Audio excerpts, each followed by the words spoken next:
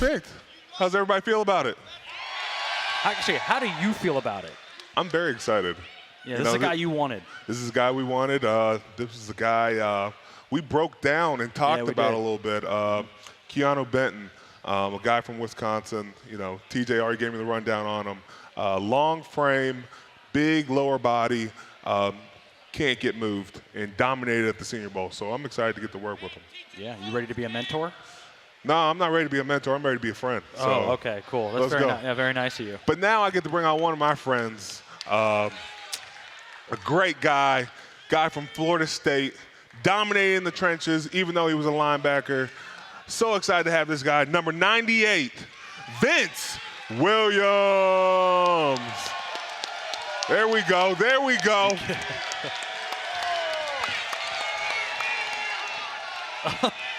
Bring that energy. I like it. Hey, Vince. How you feeling? As you can tell, Vince brings the energy, right? Absolutely. Oh, man. How you feeling? I feel pretty good, man. Thanks for having me. Thank you for coming on. No problem. How you feel about the draft so far? I love it, man. The Peasy pick almost made tears come down. It touched me. It touched me. You know, being at Latrobe and watching that guy grow up, and watching all the hard work he put in to be able to stay home, it's a beautiful thing. Yeah. Well, you know, I think, you know, we've watched JJ all those years. JJ was always around. But to now see the man he's becoming and to know how proud Joey is of him, to know that we get to like kind of mold him and make sure he's in the best place possible, we couldn't ask for anything more. Absolutely, man. You know, the best part about it, what I always try to tell people is that you have to mold Steelers. Yeah. You know what I mean? Like, Steelers are made. You try to find guys that can fit in, and he's already like that. Right. It's already in his DNA. He's going to come in. He's going to be right-minded. He already knows and understands what we're looking for. He's going to be able to give it and contribute right away. Now, I do want to ask you something. On this very podcast, Cam referred to you as the Patrick Beverly that he played with, the trash talker. Do you think that's an accurate representation of who you are, Patrick Beverly? Yeah. You're better than Patrick Beverly on the trash field. Talk, though. The trash talk was elite. Oh, because I had to get everybody going. Okay. I used to tell everybody before we went out, I was like, guys, I'm about to go out here and start a fight. I'm telling you right now. I'm going to go out here, and I'm going to antagonize everybody. And, you know, Mike T, I was just telling him, like, we got to punch first. So I got to go out here. I'm going to hit somebody. I'm going to make sure it's chippy so I can get everybody's energy going, and we can be ready for an intense game. It was going to be intense because we were going to make it that way. And that was just always my goal. Okay. I like when you would say, it's on site. Oh, yeah, it's immediately. I think we'll cover that in a little bit, too. We will cover that more on-site now, stuff. who is a guy that you played against that could match you in the trash talk? Man, you know, that's the thing. We were the bullies. Usually we didn't have anybody that really wanted to bark back. It was always just us poking fights and starting fights with people. That sounds about right. Well, yeah, like if you talk mess to one of us, you talk mess to all of us. Yeah. So it's like you might talk a little bit, but then it's like Vince, Bud, TJ, like everybody talks mess. Even sometimes you'll get Minka to talk, and it's funny when you get Minka to talk. Yeah. Well, you got a good trash talk story of him? I think the biggest villain thing he could have done was Christmas Day when we were playing DeAndre Hopkins and the Houston Texans. We're dominating the game. Like, when I say our defense was kick and tail, it was special. And so they got like a push off on Joe Hayden, and DeAndre Hopkins ended up catching a touchdown. And knowing him, he wanted to celebrate and do like a little snow angel. And somehow Vince got the idea, oh, you're going to do a snow angel right there. I might as well join you and be on the camera too. And so you see Vince just coming, you ain't going to celebrate without me. Well, what happened was I seen the cameraman going in that direction, and I was like, listen, I mean, this is your home team. I mean, you're the home team, but it was Steeler Nation showed out. I mean, it was full of Steeler Nation, whole bunch of terrible towels. It was a Christmas game, and I'm like, yo, you're not going to celebrate when you guys are losing right now. Like, no. I'm going to go over here, rain on your parade, and I'm going to have my moment. And it went viral, by the way, too. It was everywhere. Yeah. I never anticipate my viral moments. They just happen. Oh, well, that's the best ones. I don't think you can just think about them. You just got to be in the moment. You got to just go. Absolutely. All right, we got to break down your draft. Okay. You were drafted in the 6th round. Take us through your draft. Florida State, people were saying you were slow and unathletic. Did you listen to it? How'd you feel about it? What was your mindset going into it? To be honest with you, I didn't think I was going to get drafted, until I went to the Senior Bowl. I went to the Senior Bowl, I had a real good showing, and I remember seeing Kevin Colbert there, and he was like, Vince, we don't even need to interview or meet with you. We know you're a Steeler. Yeah. I'm pretty sure by now it's well documented that I used to train at Tom Shaw, and all of the Steelers used to go down there and train. So I've known Ike, Will Gay, James Ferrier, I've known Larry Foote, I've known these guys since I was like 16 years old.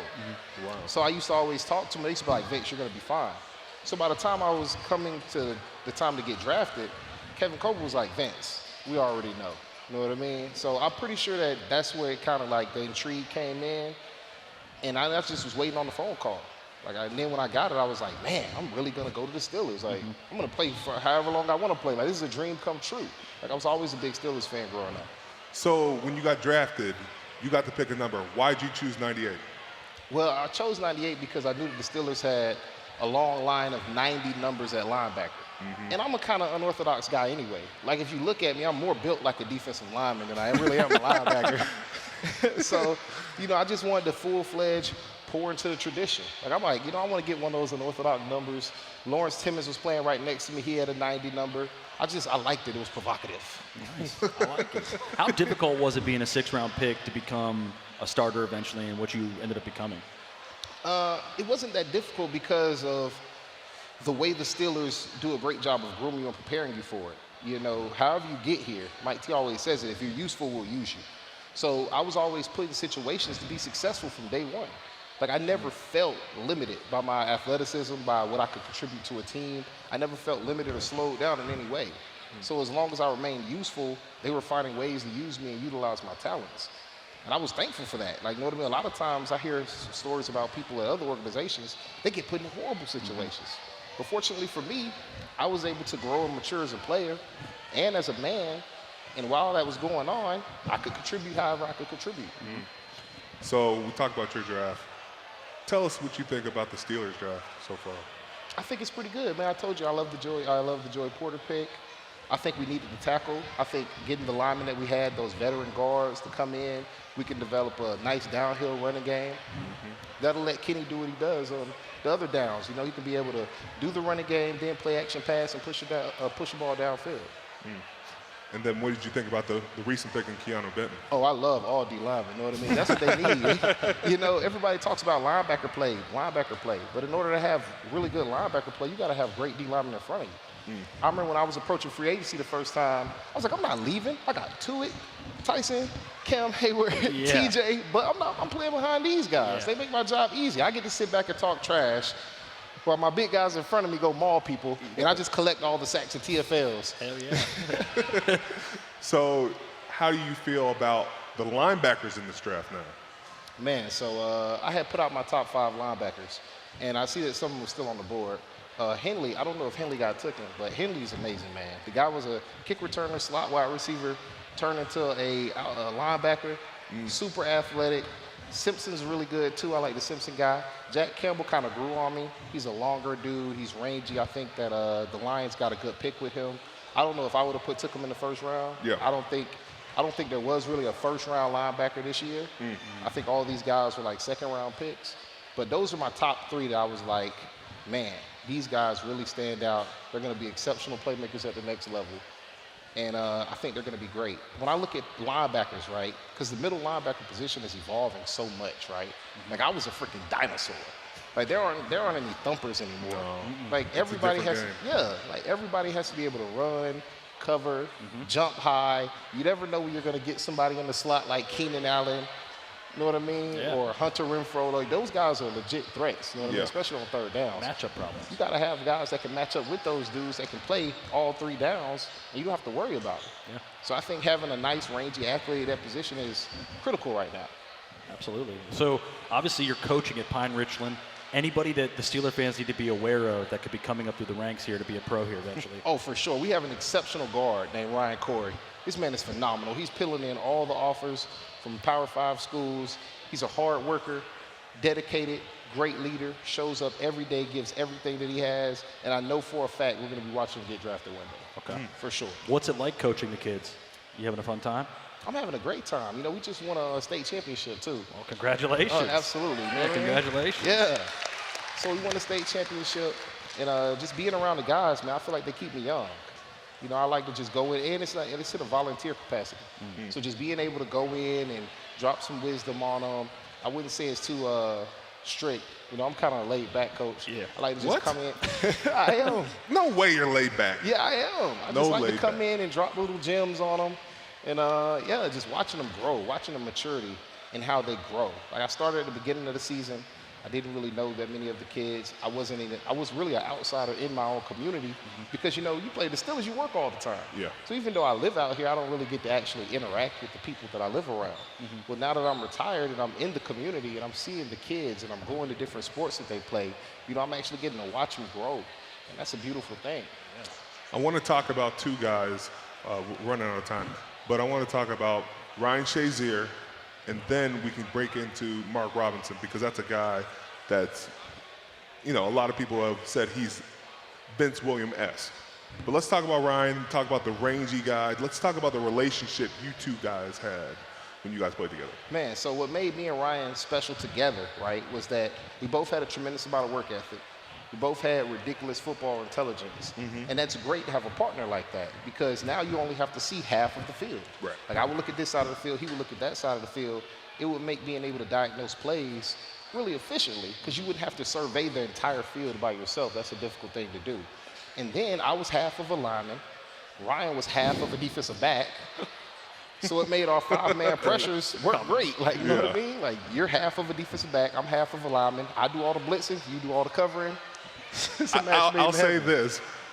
You running a pass rush drill is different than Ryan running a pass rush drill. Why? Why is that? Because we would go over, so Vince hated like coverage drills. And so, you know, they put him on a receiver, Vince be like, man, why y'all got me over here? But that's the same thing how Ryan would feel when we would go into pass rush, and he would go, Mike T, why you got me in this drill? You know you don't want to blitz me? So Vince is a little more physical, Ryan Yes. a little more finesse is what Yes. you're trying to say. Well, yeah, because we got Ryan going against his 300-pound guard. Yeah. He's like, yo, what am I doing this for? This is never in the game. We're gonna blitz Vince. Yeah, for everybody knows it. He has a 90 number on. That's the guy. That's the guy that's coming downhill. So why am I Absolutely. over here practicing this? For sure. So what do you think about Mark Robinson, though? I think Mark Robinson has a lot of athleticism. I think he's uniquely physical for this time period that we're playing in. You don't see a lot of guys that are willing to go out there and throw their bodies around with reckless abandon. I think if he really wants to solidify the Vince Williams comparisons, then his above the net game is going to have to take huge steps. I think what a lot of people don't know, but what Cam can attest to, not to toot my own horn, but I was a quarterback of the defense. Everything that was coming, I knew. I was constantly studying. Yes. I was in the film room. I was in the building every morning, meeting with the guys upstairs, meeting with the GMs, talking to about the personnel we were going to go against. I was prepared. I always had a plethora of information for my guys. You know what I mean? I felt like I had to be the liaison between the coaches and the players. Yeah. So, Cam, you don't need to think. I'm going to tell you where the ball is going. Wait, no, don't do that. Don't make it seem like I wasn't thinking. Because Cam wants to talk. I'm like, yo, shut up, turn Hey, around. okay, Go get the okay. quarterback. Because he want to make calls and stuff. I put a lot on the inside linebacker's plate. He does. He's a You know, bully. when we got he Ryan, is total. I made sure Ryan went through hell in practice Yeah. because I was like, I need to make sure you know what to do. I'll be honest, when shit hits the fan, I'm sorry for my language, but, you know, Vince learned this, and Vince was like, I'm going to make sure I know what I got to do and what everybody else has to do. Some guys think, oh, I just need to know what I got to do, and I'll keep it moving. As the middle linebacker of a defense, and with the Pittsburgh Steelers, there's a responsibility you have at that position. Am I right? Yeah, he's right. So now I'm not talking. Like, Cam's like, what's going on? I'm like, oh, okay, you want to talk, Cam, so I'm going to sit back. They're like, what's the call, Vince? No, you guys know so much. You tell me the call. That sounds about right. That Hey, sounds about and right. And that's how you calm give me him that, down. If you give me that, I'll make the call. Well, he you will. might, No, you don't- might don't- not be happy with the call, but I'll make the call. Because you know Don't you get have the headset on, right? Yeah. So The green dot. we're trying to, yes. The green So dot, the coaches are trying to get the calls in. They're trying to get the personnel. got Cam screaming at you, TJ screaming at you. You make a call that they feel doesn't compliment what we're trying to get. They're like, what's that? They don't want to run. I'm like, oh, man. They complain about the calls? Okay, man, okay. all they wanna I do is will blitz. give you a story. I will give you a story. We're playing New England to open the season. Okay. And this is how I knew Vince's job was harder than it was expected. They gave the green dot to TJ. Oh, no. And so once they gave the green dot to TJ, TJ's like, I got it. I'll make sure everybody's got the call. Halfway through the game, TJ goes, don't you ever give me that again. I will never do this. I'm like, yeah, because it's easy to do when you don't have the pressure on you.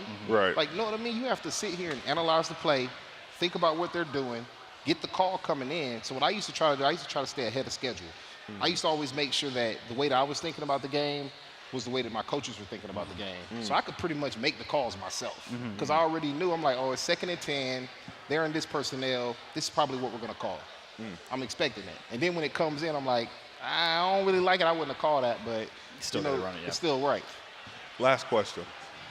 We asked Pat about this. You're starting to see Paul George talk about NBA players playing in the NFL. Yeah. How do you feel about that? And is it the other way around where NFL players play in the NBA? Okay, so you know I go to basketball games all the time. I'm a big basketball fan because I can't do that. Yeah. So it's something that I can purely watch as a fan. And what I will say is basketball players lack the physicality and grit that it takes to play football. Yes. But there's no way you can tell me that anybody in football is guarding prime Russell Westbrook on a fade route. That is not happening. Like a prime Russell Westbrook on a fade route is scoring every single time. I think Mink likes those opportunities. Well, he's coming over the top to lay him out, though. Yeah. Mink's getting dunked on. Oh. He's getting dunked on. I mean, prime Russell Westbrook, he's right about that, though. I mean, Russell Westbrook, Like, So what happens if Troy Polamalu? he's gonna knock him out. You know what I mean? I mean, sometimes you get the bear, sometimes the bear gets you. Yeah, but he's gonna lead the NFL in touchdowns. Right? And then if you look at this, so think about this, right? Think about all of the basketball players that have came over and made the jump. They're usually always successful. Antonio Gates, Jimmy Graham. They got the other tight end from the Colts. He's doing pretty good. Tony Gonzalez, I think, Tony was pretty Gonzalez good. was a basketball player. Do they make it through training camp if they're not playing tight end and they're playing That's like what we running talked back? about. No, yeah. no way. Yeah. Only position is on the outside. Yeah, it's tight Okay. end, really. Is Yeah. they could not play in the trenches and whatnot. Nobody in the NBA could play in the trenches. But I was like, think about, you know what I mean? Think about some of those big guys at left tackle, right? Think about the feet that you have to play in the post or be a defensive guy. Yeah. You know what I mean? Imagine those guys gaining an extra 30 pounds because they're not running all day and being a left tackle. Who's getting around that guy? Well, that actually talked about the rookie that they just drafted. Have you seen his video, Broderick Jones? Yeah, I mean, but that's pretty he much- can dunk it. He can shoot it. He was a pretty good basketball player. But he's not even 6'8". So No. imagine like one of those real true 6'8" guys. Yeah. Kendrick Perkins at left tackle. Yeah. Like, who's getting around that? I'm getting around Kendrick Perkins, to be honest. Like, okay. Last question, and I'll wrap up right here. We have the segment called Regret It or Not. Do you regret making a tweet to Vontaze Burfict about if I see that boy on South Beach, I will paint him on site?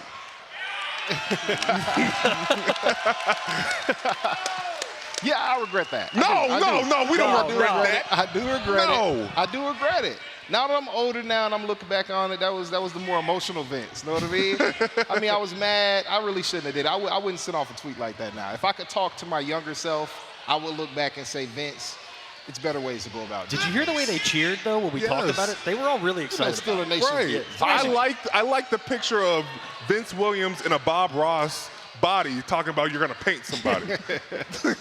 By the way, I'm from Florida, guys. That is Florida jargon for fight. Yeah. I never meant to shoot, stab, or Thank you. shake Thank you anyone. for clearing that up. It Right.